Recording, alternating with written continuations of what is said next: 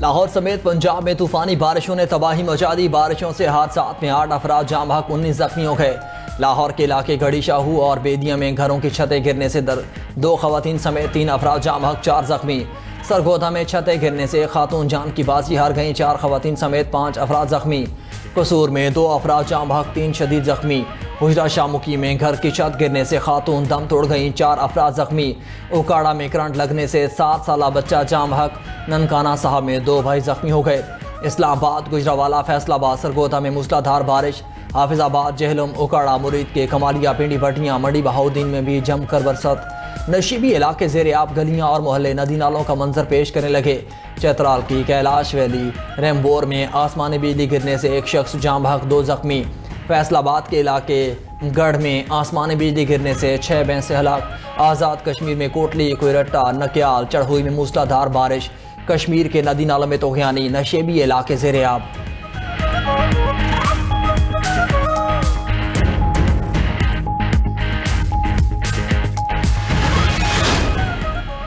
بلوچستان میں security forces کا operation العزم کامیابی سے جاری۔ مستونگ کے علاقے کھڑکوچا میں دہشت گردوں کو مسلسل تباہی کا سامنا۔ سیکیورٹی ذرائع کے مطابق آپریشن العزم میں اب تک ہلاک دہشت گردوں کی تعداد 13 ہو گئی۔ کارروائی کے دوران فتنہ ہندوستان کے متعدد کمین گاہوں کو تباہ کر دیا گیا۔ اسلحہ، بارود اور IED تیار کرنے کا مواد بھی برآمد۔ بلوچستان میں دہشت گردی کے خاتمے تک سیکیورٹی فورسز کی کارروائیاں جاری رہیں گی۔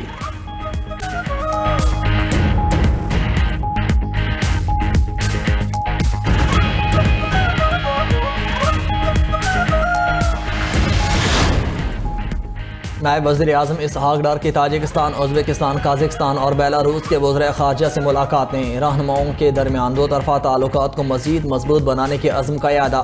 تجارت، سرمایہ کاری، توانائی، رابطہ کاری سمیت مختلف شعبوں میں تعاون کو مزید وسعت دینے کے امکانات پر تبادلہ خیال۔ علاقائی اور بین الاقوامی پیش رفت پر بھی اپنے خیالات کا تبادلہ کیا۔ امن، استحکام اور مشترکہ خوشحالی کے فروغ کے لیے کثیر الجہتی فورم پر قریبی تعاون جاری رکھنے کے عزم کا اعادہ کیا۔ وزراء خارجہ نے خطے میں امن اور استحکام کے فروغ کے لیے پاکستان کی سفارتی کوششوں کو سراہا۔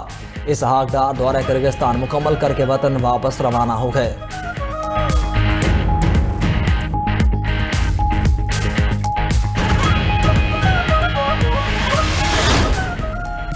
سعودی عرب کا یمن کی الحدیدہ بندرگاہ پر حملہ۔ یمن کے المسیرہ ٹی وی نے دعویٰ کیا ہے کہ الحدیدہ بندرگاہ کے اطراف متعدد فضائی حملے کیے گئے۔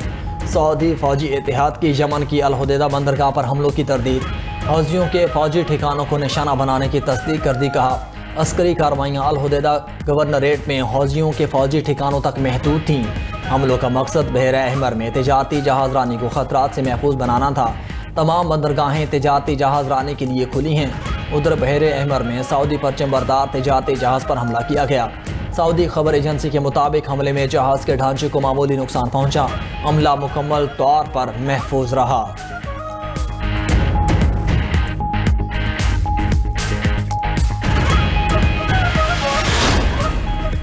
امریکی صدر کی ایران کے ساتھ مذاکرات کی تصدیق۔ اوول آفس میں صحافیوں سے گفتگو میں ڈونلڈ ٹرمپ نے کہا کہ ایران کے ساتھ معاہدے کے لیے مذاکرات جاری ہیں۔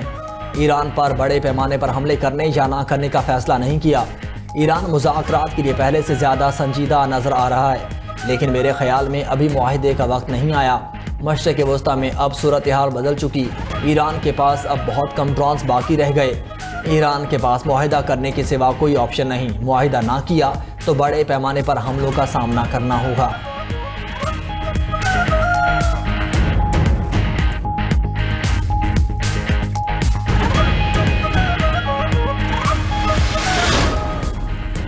یورپی یونین کی جانب سے انسانی حقوق کے دعوے سراسر منافقت ہیں۔ ترجمان ایرانی وزارت خارجہ اسماعیل بقائی کی یورپی یونین کے انسانی حقوق کے دعووں پر تنقید۔ کہا کہ وہ ایرانی عوام پر ہونے والے حملوں کی لاجسٹک اور تکنیکی مدد کر رہی ہے۔ امریکی اور اسرائیلی بمباری سے ایرانی بچوں کو نشانہ بنایا گیا۔ یورپی حمایت یافتہ حملوں میں ایرانی بچوں کو شہید کیا گیا۔ جنگی جرائم پر مجرمانہ خاموشی اختیار کرنا انتہائی شرمناک عمل ہے۔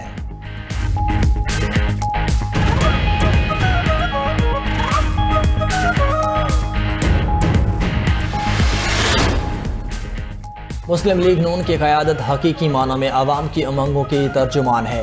یقین ہے نواز شریف کے شعر کسی جھانسے میں نہیں آئیں گے۔ آزاد کشمیر کے شہر کوٹلی میں سینئر وزیر پنجاب مریم اورنگزیب کا انتخابی جلسے سے خطاب. کہا نواز شریف اور مریم نواز نے آزاد کشمیر میں خدمت کی مثالیں قائم کی. مسلم لیگ نون نے آزاد کشمیر میں سڑکوں کے جال بچھائے.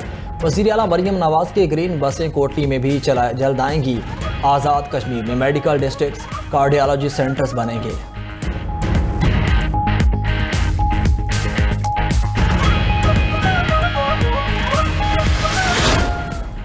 پیپلز پارٹی نے مینار پاکستان پر اجازت نہ ملنے پر گورنر ہاؤس میں میدان سجا لیا. ورکرز کنونشن کے لیے تیاریاں آخری مراحل میں. رہنما پیپلز پارٹی حسن مرتضی اور دیگر نے پریس کانفرنس کرتے ہوئے کہا کہ مرکز میں ہم نون لیگ کے اتحادی ہیں.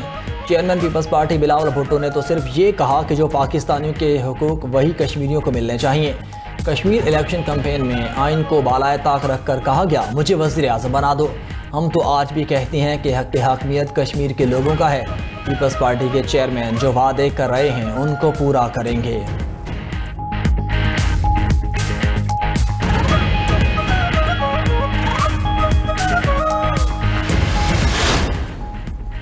بھارتی چیف جسٹس کا پہلے ویڈیو دیکھنے سے انکار. اب صفائیاں پیش کرنے لگے. کوکروچ جنتا پارٹی پر پولیس لاٹھی چارج کی ویڈیوز دیکھنے سے انکار کرنے والے بھارتی چیف جسٹس سوریہ کانت نے وضاحت جاری کرتے ہوئے کہا کہ ان کے سامنے اس حوالے سے کوئی آئینی پٹیشن دائر نہیں ہوئی. اس حوالے سے صرف ایک وکیل کا خط آیا تھا. وہ ایک وکیل کے خط کو آئینی پٹیشن تصور نہیں کر سکتے.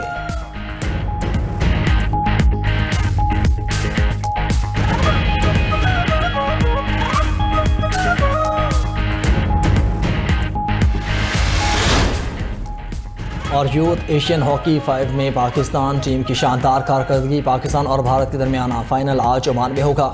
ادھر ایونٹ میں پاکستان ویمنز نے آخری پول میچ میں عمان کو 11-0 سے شکست دی. فائنل میں پاکستان ویمنز ٹیم کا مقابلہ آج ازبکستان سے ہوگا.